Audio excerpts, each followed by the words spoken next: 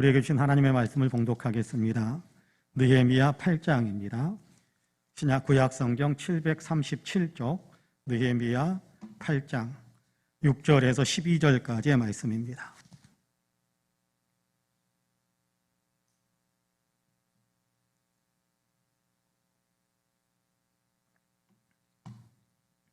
느헤미야 8장 6절에서 12절까지 제가 봉독하겠습니다. 6절에서 12절까지 구약성경 737쪽 느헤미야 8장 6절에서 12절까지의 말씀입니다. 제가 봉독합니다.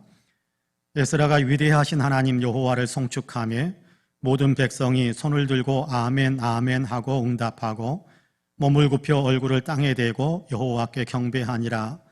예수아와 바니와 세레바와 야민과 야굽과 샤브데와 호디야와 마하세야와 그리다와 아사랴와 요사밧과 하난과 블라야와 레이 사람들은 백성이 자리에 서 있는 동안 그들에게 율법을 깨닫게 하였는데 하나님의 율법책을 낭독하고 그 뜻을 해석하여 백성에게 그 낭독하는 것을 다 깨닫게 하니 백성이 율법의 말씀을 듣고 다 우는지라. 총독 느헤미야와 제사장 겸 학사 에스라와 백성을 가르치는 데이 사람들이 모든 백성에게 이르기를 오늘은 너희 하나님 여호와의 성일이니 슬퍼하지 말며 울지 말라 하고 느헤미야가 또 그들에게 이르기를 너희는 가서 살진 것을 먹고 단 것을 마시되 준비하지 못한 자에게는 나누어 주라. 이날은 우리 주의 성일이니 근심하지 말라. 여호와로 인하여 기뻐하는 것이 너희의 힘이니라 하고 내일 사람들도 모든 백성을 정숙하게 하여 이르기를 오늘은 성일이니 마땅히 조용하고 근심하지 말라 하니 모든 백성이 곧 가서 먹고 마시며 나누어 주고 크게 즐거워하니 이는 그들이 그 읽어 들려준 말을 밝히 알미라. 아멘. 이 말씀에 큰 은혜가 있기를 원합니다. 할렐루야. 우리 눈으로만 인사 한번 할까요? 옆에 있는 분들과 하나님이 당신을 참 사랑하십니다. 인사 한번 합시다. 하나님이 당신을 참 사랑하십니다. 나도 당신을 사랑합니다. 한 번 더 할까요? 나도 당신을 사랑합니다. 눈으로만 한 번 더. 당신 참 괜찮은 사람입니다. 한 번 더 인사합시다. 참 괜찮은 사람입니다. 네.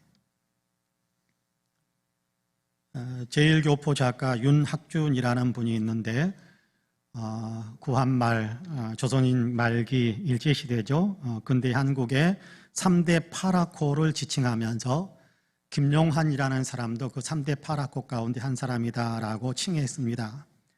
파라코라는 말은 행세하던 집의 자손으로 허랑방탕해서 집안 살림을 거덜내버리는 남봉꾼을 지칭하는 그런 좋지 않은 표현입니다. 김용환이 바로 그런 사람이다라고 이야기한 겁니다. 김용환은 지금 시가로 따진다면 300억 원 정도의 가치가 되는 18만 평의 전답, 조상들로부터 물려받았던 그 18만 평의 전답을 노름으로 거덜내버린 사람입니다. 안동 일대의 노름판이라고 열리는 곳에는 한 번도 빠진 적이 없는, 항상 끼어있는 그런 노름꾼이었습니다. 조상적부터 수백 년 동안 내려오던 전답과 집이 팔려나가는 것을 보다 못한 친척들이 종손인 김용환을 위해서 팔았던 것들, 팔려나갔던 것들 가운데에서 일부분을 또 돈을 모아서 찾아주기도 했다고 합니다. 김용환에게는 애동딸이 있었는데 그 딸이 해월내 날짜를 잡았어도 집안에 남아있는 것이 없어서 시댁에 가져갈 것이 아무것도 없었다고 합니다. 보다 못한 시댁에서 신행 때 그래도 농이라도 하나 들고 와야 되지 않겠느냐 해서 농값을 이렇게 김용환의 대비의 집에 보내서 농이라도 사서 보내라라고 했는데 그 돈까지 노름판으로 가져가 버렸습니다. 빈손으로 시댁에 가야 할 그 처지를 불쌍히 여긴 친정의 큰어머니께서 자기가 쓰던 농이라도 가져가라고 그러면서 혼농을 내주었고 그것을 가지고 가면서 김용환의 딸은 눈물을 쏟았다고 합니다. 그런데 이런 파라코가 실제로는 사실은 독립운동 자금을 댄 독립투사였음이 밝혀졌습니다. 노름꾼으로 위장해서 독립운동 자금을 보내고 있었던 것입니다. 그는 광복 이듬해인 1946년에 60세의 나이로 세상을 떠났는데요. 그가 탕진했다고 믿었던 돈은 모두 다 만주 독립군에게 군자금으로 보내졌음이 알려졌고 파라코 행세를 한 것은 일본 경찰의 눈을 피하기 위함이었다는 사실이 밝혀진 겁니다. 자기의 막대한 재산을 독립운동 자금으로 보냈다는 것도 경탄할 일이지만 주색잡기, 노름꾼 등 불명예스러운 파라코라는 어떤 그런 비난을 감수하면서까지 그렇게 했다는 것에 탐복하지 않을 수 없게 만듭니다. 광복 후에 그가 임종을 맞이하게 될 때 임종을 앞둔 그에게 오랜 친구가 이제 광복이 되었으니까 자네가 전 재산을 바쳐 독립운동을 한 사실을 이야기하는 것이 어떻겠는가라고 이야기하니까 그렇게 하지 말라라고 부탁하면서 나는 선비로서 당연한 일을 한 것뿐이네 라고 대답을 했다고 합니다. 김용환의 공로가 밝혀졌고 그 모든 증거들이 드러나니까 국가는 1995년에 건국훈장을 추서했는데요. 이날 그의 외동딸인 김후웅 여사는 아버지에 대한 그간의 한많은 소회를 우리 아베 참복 나으리라는 글로 서간문으로 남겼습니다. 그 가운데 한 부분입니다. 그럭저럭 나이 차서 16세의 시집가니 청송 파평 서치문에 혼인은 하였으나 신행날 받았어도 갈 수 없는 딱한 사정. 신행 때 농사오라 시댁에서 맡긴 돈, 그 돈마저 가져가서 어디에 다 쓰셨는지 우리 아베 기다리며 신행날 늦추다가 큰엄에 쓰던 헌농 신행발에 싣고 가니 주위에서 쑥덕쑥덕. 그로부터 시집살이 주눅들어 안절부절.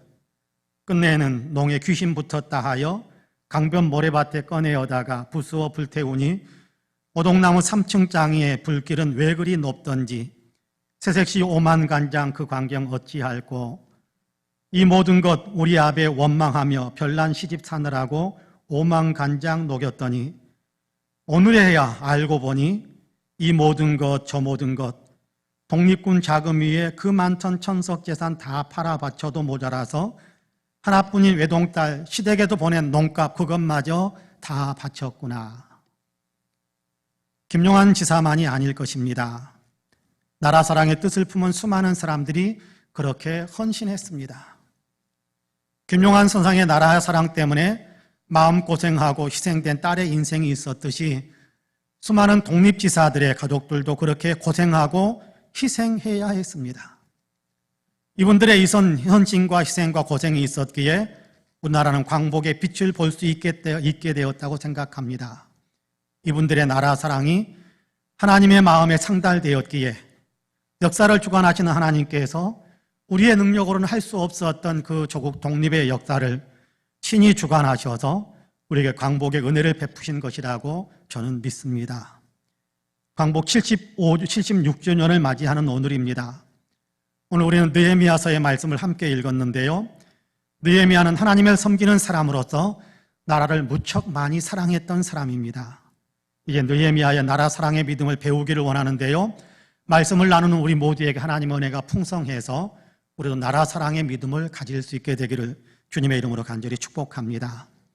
나라 사랑의 믿음은 나라를 사랑하는 그런 믿음은 첫째는 관심을 갖는 겁니다. 나라의 형편에 관심을 갖는 것이 나라 사랑하는 길이기도 합니다. 지금 우리나라의 형편이 어떤가에 관심을 갖는 거지요. 느헤미야는 그랬습니다. 느헤미야 1장 2절 말씀을 여러분 같이 한번 읽어볼까요? 화면에 나올 텐데 1장 2절 말씀을 같이 한번 읽어봅시다. 시작. 내 형제들 가운데 하나인 하나니가 두어 사람과 함께 유다에서 내게 이르렀기로 내가 그 사로잡힘을 면하고 남아있는 유다와 예루살렘 사람들의 형편을 물은즉. 할렐루야. 유다와 예루살렘 사람들의 형편을 물었다라고 이야기합니다. 느헤미야는 지금 유다 땅이 아닌 멀리 바사 제국의 왕궁에서 살고 있습니다. 유다 나라는 바벨론에게 멸망을 당했고 이 바벨론을 바사 제국이 정복을 했습니다. 그러니까 바벨론의 속국이었던 유다는 자연스럽게 바사 제국의 속국으로 이양된 거지요. 느헤미야는 피식민 국가인 유다 백성이었지만 바사 왕의 총애를 얻게 되어 왕국에서 왕의 측근으로 자리 잡고 있는 겁니다. 왕궁에서 높은 지위에 올라 있는 사람입니다. 그럼에도 느헤미야는 바사의 높은 지위에 앉아 있으면서도 그럼에도 조국 유다와 예루살렘에 관한 관심의 끈을 놓치지 않았습니다. 사랑의 끈을 놓지 않고 있는 것입니다. 그러던 중에 형제 가운데 하나인 하나니가 유다 땅에서 왔다라는 얘기를 듣고 서둘러 그를 찾아 유다 사람들의 형편을 자세히 알려달라고 요청을 하고 있습니다. 어떻게 지내는지, 형편은 어떤지, 그래도 고생은 하고 있지 않는지 관심을 갖고 묻고 대답을 듣는 것입니다. 성도 여러분, 여러분은 사랑의 반대말이 무엇이라고 생각하십니까? 어떤 분이 사랑의 반대말은 미움이나 증오보다도 무관심이다라고 말하는 것이 맞다라고 이야기하는 것을 들었습니다. 사랑의 반대말은 미움이나 증오가 아니라 무관심이다라는 얘기를 가만히 들으면서 그럴 수 있겠다 그런 생각을 했습니다. 미움도 증오도 정이 있어야 하잖아요. 미운 정이 있어야 미움도 이렇게 쏟아놓고 또 이렇게 증오도 쏟아놓고 그러지 않습니까? 근데 미움마저 없고 증오마저 없는 것은 소 닭보듯 하는 무관심이죠. 무관심. 그건 사랑의 정반대 내용이 아닐까 그런 생각을 합니다. 사랑의 반대말이 무관심이라면 어쩌면 사랑과 동의어는 그러니까 관심을 갖는 것이다라고 이야기할 수도 있을 것 같습니다. 관심을 갖는다라는 것은 사랑하고 있는다라는 거지요. 느헤미야는 조국 유다와 예루살렘의 형편에 관심을 가지고 있었습니다. 사랑하고 있는 겁니다. 관심을 갖고 조국의 현실을 들여다보니까 너무나도 참담함을 느끼게 됩니다. 유다와 예루살렘에 살고 있는 사람들은 주변 다른 민족들에게 환난과 능욕을 당하고 고성을 하고 있다는 겁니다. 예루살렘 성벽은 바벨론 침공 때 무너진 채로 그냥 있고 성문은 그때 불탔었는데 불탄 것이 가볍게 그냥 너덜너덜 그냥 이렇게 걸려있는 그런 상태로 있다는 소식을 들은 겁니다. 너무나도 안타까운 소식이었습니다. 조국의 이 형편을 알게 된 느헤미야는 곧바로 하나님께 기도하기 시작합니다. 1장 4절 말씀인데요. 이렇게 말씀하고 있습니다. 내가 이 말을 듣고 앉아서 울고 수일 동안 슬퍼하며 하늘의 하나님 앞에 금식하며 기도하여 그렇게 이야기합니다. 조국의 형편을 알게 되니까 그 조국의 형편을 가슴에 품고 수일 동안 금식하면서 하나님께 기도했다고 합니다. 관심을 갖게 되니까 관심을 통해서 알게 되는 내용들이 있는데 그 내용들이 너무나도 가슴 아프게 만드니까 가슴 아픈 그 아픈 가슴을 부여잡고 하나님 우리 민족이 이렇습니다라고 하나님 앞에 간절하게 기도하기 시작했다는 겁니다.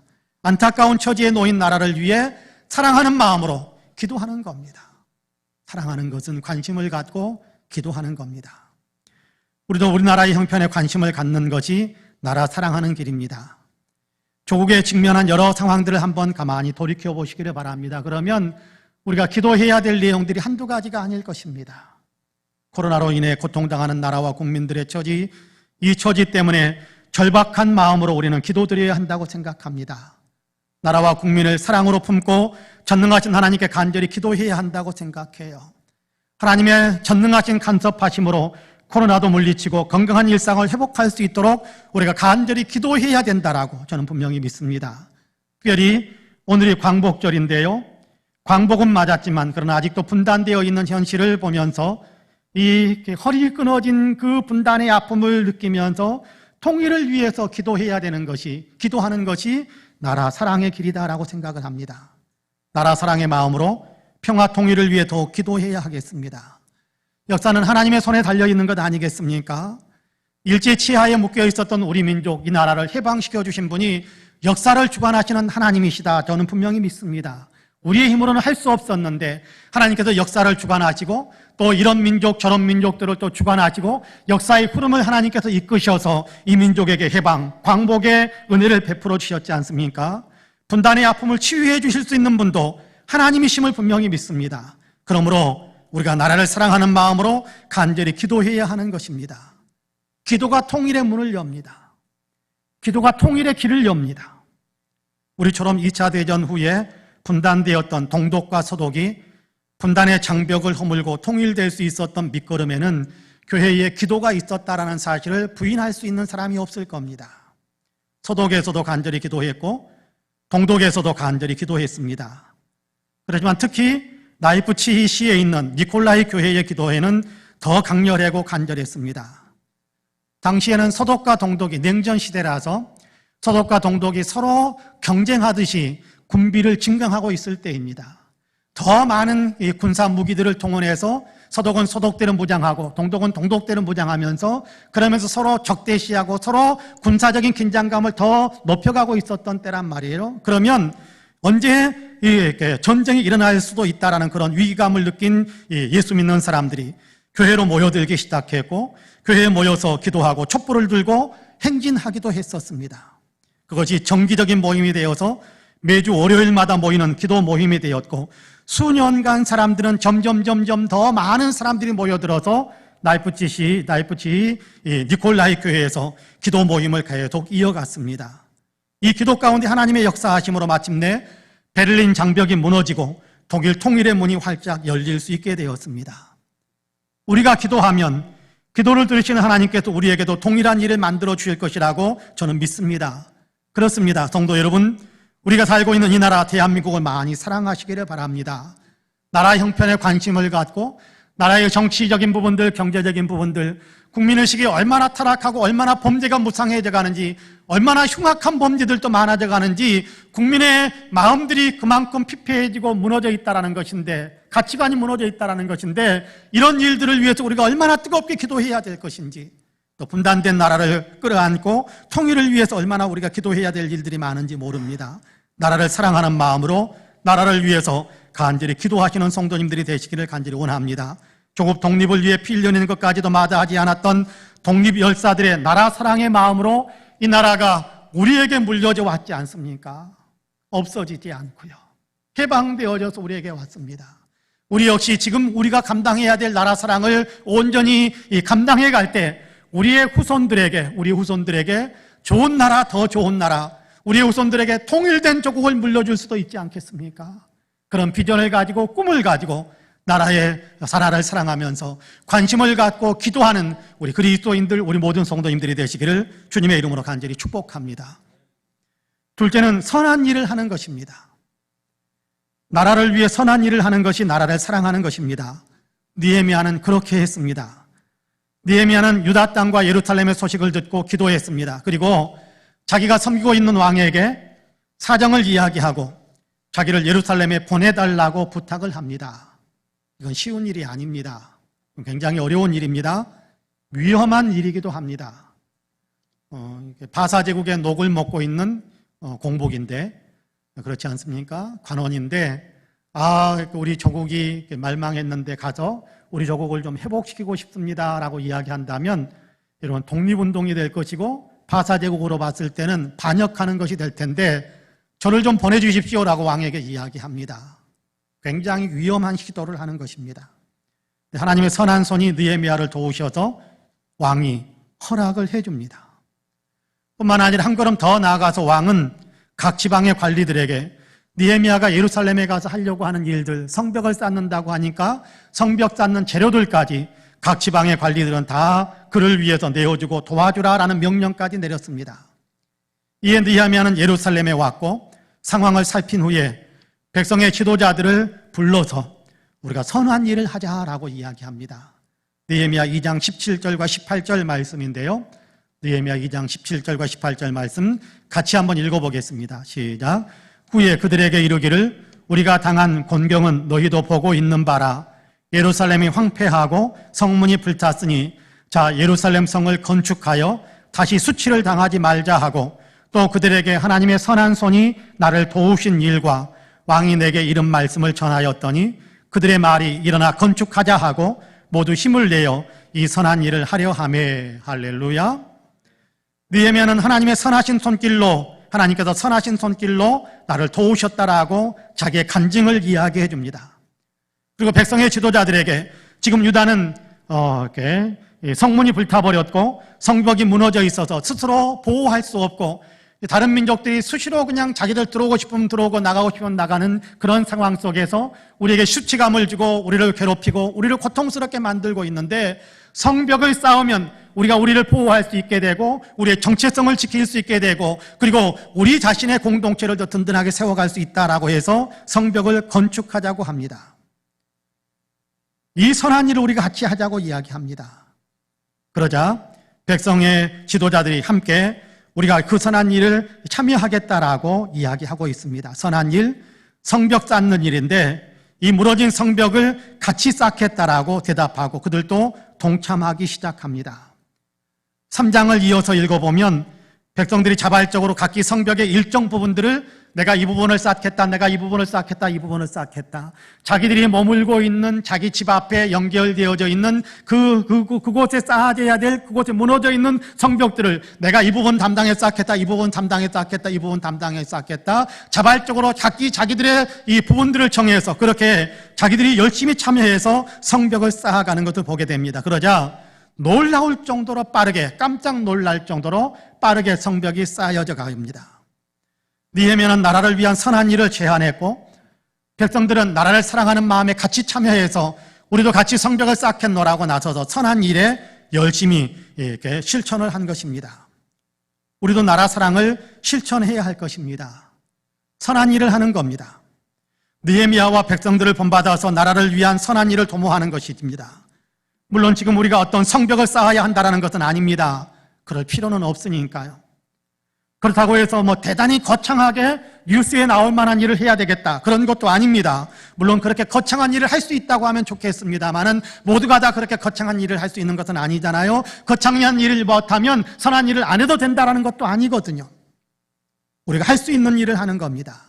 성벽을 쌓을 때 예루살렘에 있는 사람들이 자기 집 앞에 있는 부분을 그렇게 쌓아 올렸던 것처럼 우리도 그렇게 우리의 삶의 자리에서 선한 일을 하는 거예요. 나라를 위해서 선한 일을 하는 거예요. 이 나라가 더 행복해지도록, 평안하도록, 나라가 더 함께 꿈꾸면서 함께 웃음을 웃고 살아가는 어떤 백성의 공동체가 되도록 그렇게 선한 일을 해가는 것입니다. 겨울철이 되면 그런 현수막이 많이 붙는 것을 보곤 했습니다. 길거리에 현수막이 이렇게 붙거든요. 어떤 현수막이 붙냐 하면 내 집 앞 눈은 내가 쓴다, 내가 쓸기, 내 집 앞 눈은 내가 쓸기, 이런 현수막이 붙지 않습니까? 여러분, 그것도 나라를 위한 선한 일이에요.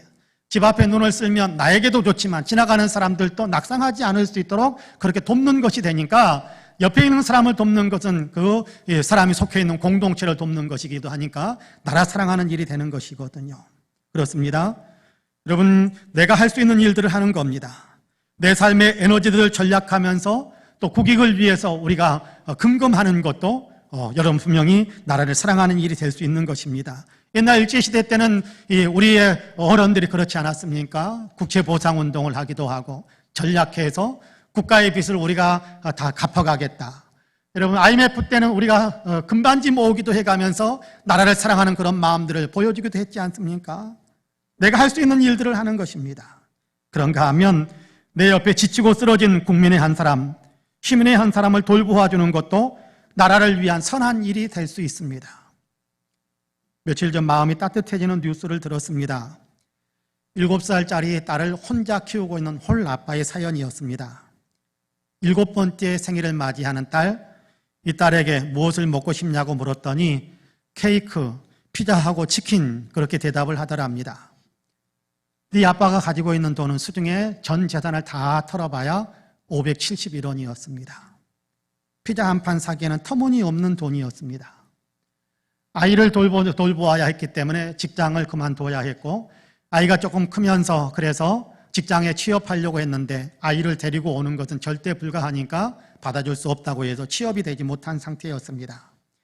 기초생활수급자가 되어서 정부의 지원금으로 근근히 생계를 유지하는데 최근에는 아이가 피부병을 앓아서 더욱 궁핍해졌습니다. 아이가 생일날 먹고 싶다고 하는데 돈이 없어서 피자를 사줄 수 있는 형편이 못 됐어요. 예전에 몇 번 피자집에 주문을 해서 아이에게 사주기도 했었는데, 그래서 지금 571원밖에 없지만 그 피자집에 연락을 해서 사정을 이야기했답니다. 7살 딸을 혼자 키우는데 당장 돈은 없지만 그래도 부탁드려 봅니다. 20일이 되면 20일 날은 기초생활비가 들어오는 날인데, 그러면 반드시 그때 갚겠습니다. 그러니까 꼭 드릴 테니까 피자 한 판만 보내주십시오 라고 부탁을 했습니다. 과연 피자가 올까 생각도 했겠죠. 근데 놀랍게도 조금 후에 피자가 도착을 했습니다. 피자 상자에는 결제 완료라는 점표가 붙어 있었고, 부담 갖지 마시고 또 따님이 피자 먹고 싶다고 하면 연락 주세요 라고 적힌 메모지와 함께 맛있는 피자 한 판이 전달되어져 왔습니다. 아빠는 울컥하는 고마움을 느꼈답니다. 아이가 맛있게 먹는 그 모습을 보면서 너무너무 행복했답니다. 그리고 이 고마운 마음은 평생 잊지 못할 것 같다고 고백하기도 했습니다.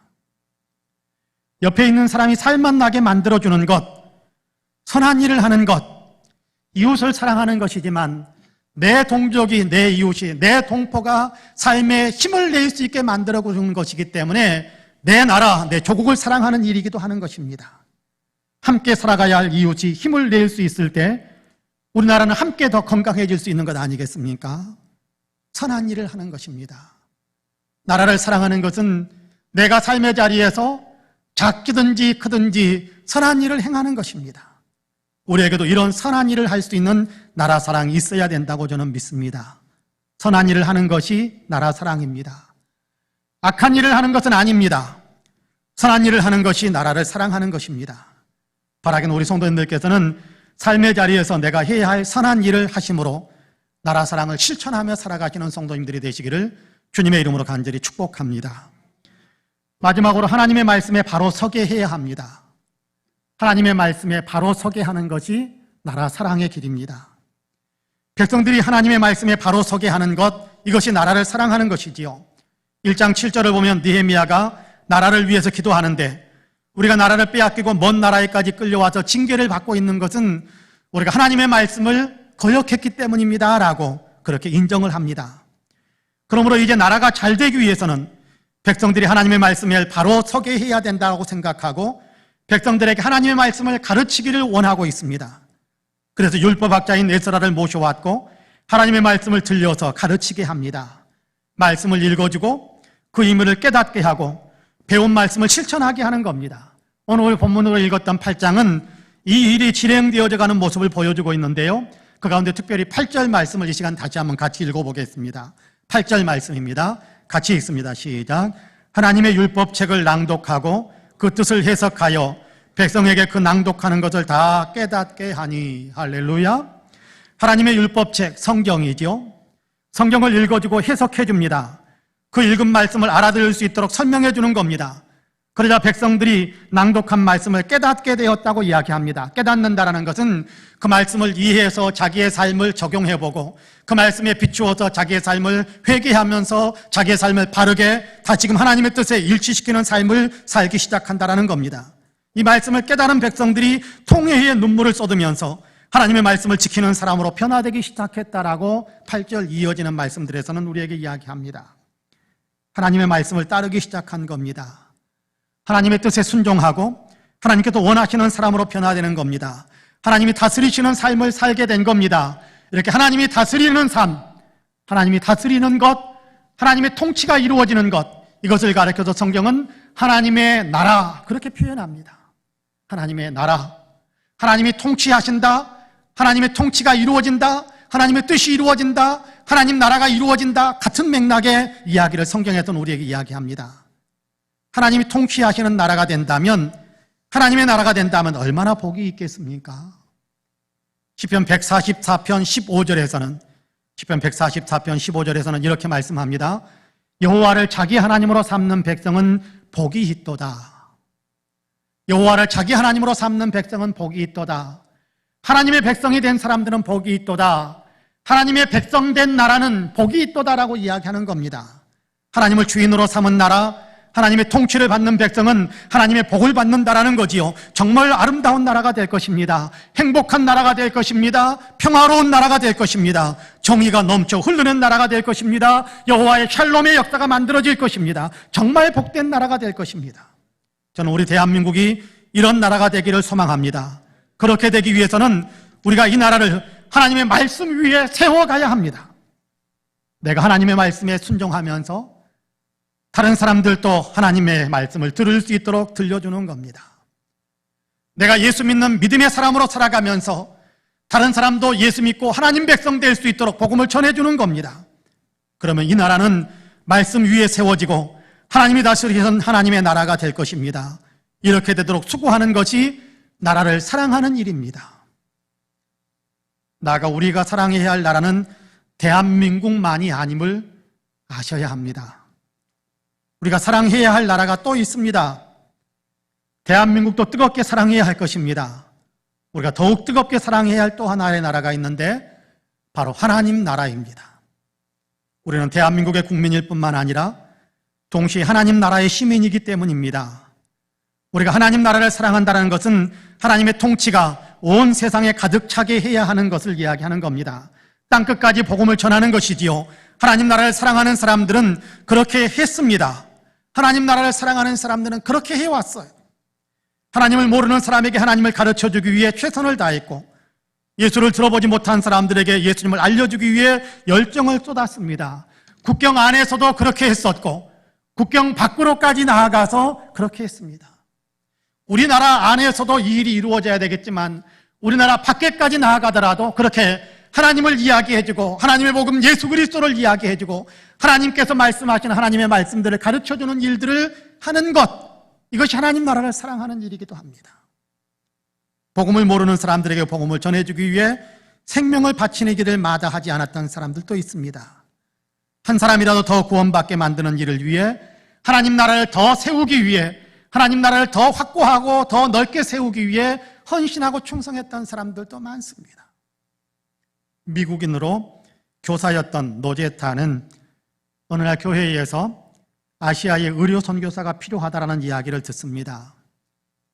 그녀는 자신이 그 일을 해야 될 것 같다라는 마음에 감동을 느껴서 그 일에 헌신하기로 결심을 하고 다시 의과대학에 진학을 했고 졸업을 한 1899년에 배를 타고 태평양을 건너서 한국에 왔습니다. 첫날 4명의 환자를 만난 것을 시작으로 10달 동안 무려 2,000명이 넘는 환자들을 돌보았습니다. 노제타는 한국 땅에서 의료 선교 활동을 이미 하고 있었던 윌리엄 홀을 만났고 우리나라에서 최초의 서양식으로 결혼식을 올렸습니다. 환자를 돌보던 중에 남편 윌리엄 홀이 발진 티푸스에 걸려서 세상을 떠나고 맙니다. 슬픔은 거기서 끝나지 않았습니다. 어린 딸을 잃었고 제자이면서 우리나라 최초의 여의사인 김점동까지 잃는 아픔을 겪습니다. 그럼에도 노제타 홀은 선교 활동을 중단하지 않았습니다. 43년 동안이나 우리나라에서 의료 선교사로 활동을 하고 68세의 할머니가 되어 미국으로 돌아갔습니다. 노제타 홀의 아들 셔우드 홀은 우리나라에서 나고 자란 최초의 백인 아이였습니다. 어머니의 선교 활동을 옆에서 지켜보았던 셔우드 홀은 자신도 의료 선교사가 되기로 결심을 했습니다. 그는 미국에서 의대를 졸업하고 의사가 되었고 그러는 과정에서 만났던 산부인과 의사인 마리안과 결혼한 뒤에 1926년에 아내와 함께 우리나라로 돌아와서 의료 선교에 뛰어들었습니다. 셔우드 홀은 특히 결핵이 관심이 많았습니다. 왜냐하면 당시 우리나라는 위생 상태가 좋지 않아서 결핵 환자가 많았었는데 이 사람들을 더 잘 돌보아주고 싶었습니다. 그래서 셔우드 홀은 우리나라 최초의 결핵 요양원을 건립했고 최초로 우리나라에서 크리스마스 시를 발행하면서 결핵 퇴치를 위해 많은 공헌을 했습니다. 이렇게 헌신하면서 희생하면서 그러면서 사람들을 살리고 그 살리는 사람들에게 예수 복음을 증거하다 보니까 우리나라 백성들 가운데에서도 많은 사람들이 복음을 받아들일 수 있게 되었습니다. 오늘 이만큼의 복음화될 수 있었던 것, 어쩌면 우리에게 복음이 전달될 수 있도록 수많은 사람들이 그렇게 입에서 귀로 계속해서 복음이 이 지금까지 우리에게까지 흘러 들어왔던 것은 어쩌면 이분들이 그렇게 귀한 토대를 쌓았기 때문이 아닐까, 저는 그렇게 생각합니다. 이분들은 하나님 나라를 사랑했습니다. 조선 땅에 사는 사람들도 예수 복음을 알게 되기를 원했던 겁니다. 하나님을 섬기는 사람들이 되기를 원했던 겁니다. 그러므로 자기가 할 수 있는 의료 활동을 통해서 복음을 전하며 하나님 나라 구원의 은혜를 전했던 거지요. 그의 헌신으로 우리나라에서도 하나님 나라가 더 확장될 수 있었습니다. 하나님 나라의 애국자인 겁니다. 대한민국을 사랑하는 사람은 대한민국의 애국자입니다. 이런 사람에게는 대한민국이 주는 영광이 있습니다. 하나님 나라를 사랑하는 사람은 하나님 나라의 애국자입니다. 이런 사람에게는 하나님 나라가 주는 영광이 있습니다. 우리는 대한민국도 사랑하고 하나님 나라도 사랑하는 애국자, 나라 사랑의 신앙인들이 되어야 하겠습니다. 사랑하는 성도 여러분, 나라 사랑의 믿음을 가지시기를 축복합니다. 하나님께서 우리를 대한민국에 태어나서 이 땅에서 살게 하신 것은 우리가 색화 있는 대한민국을 사랑하라라는 그런 의미가 있지 않겠습니까? 하나님께서 대한민국에서 살게 하시면서 우리로 예수를 믿게 하신 것은 예수님이 하나님 나라 일꾼으로 와서 하나님 나라를 세워가셨는데 우리도 똑같이 하나님 나라 운동을 하며 하나님 나라를 사랑하게 하시려는 목적이 있다고 저는 분명히 믿습니다. 그러므로 우리는 우리나라 대한민국, 우리나라 하나님 나라를 사랑하셔야 합니다. 나라 사랑의 길은 늘 관심을 갖고 기도하는 것입니다. 나라를 위해서 선한 일, 내 삶의 영역에서부터 선한 일을 행하는 것입니다. 다른 사람들에게 감동을 줄 수 있는 일을 행하는 겁니다. 나아가 하나님의 말씀을 전파하고 가르침으로 모든 사람들이 복음 믿고 구원받도록 돕는 것입니다. 이것이 우리 조국을 사랑하는 것이기도 하고 하나님 나라를 사랑하는 것이기도 합니다.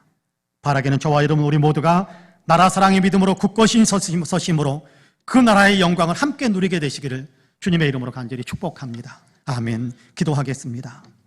사랑과 은혜가 풍성하신 하나님, 우리에게 조국 대한민국을 주셨고 대한민국의 품 안에서 이만큼의 삶을 영위하며 또 이만큼 보호를 받으며 살아가게 하심을 감사합니다. 주님께서 우리에게 허락하신 조국 국민으로서 살아가게 하셨사오니 하나님, 우리가 하나님의 은혜 안에서 조국 대한민국을 더 뜨겁게 사랑할 수 있도록 역사해 주옵소서. 그리스도 예수를 통해서 우리에게 하나님 나라 운동원으로서의 아름다운 문을 활짝 열어주시고 구원받은 하나님 나라 백성으로서 하나님 나라를 위해서 이 땅에서부터 일할 수 있게 하심을 감사합니다. 오늘도 복음을 증거하고 오늘도 하나님 나라의 말씀을 우리가 실천하면서 다른 사람들에게도 하나님 나라의 말씀을 들려줌으로 함께 하나님 나라를 확장시켜가는 하나님 나라의 애국자가 또한 될 수 있도록 은혜를 더하여 주옵소서. 감사드리며 예수님의 이름으로 기도하옵나이다. 아멘.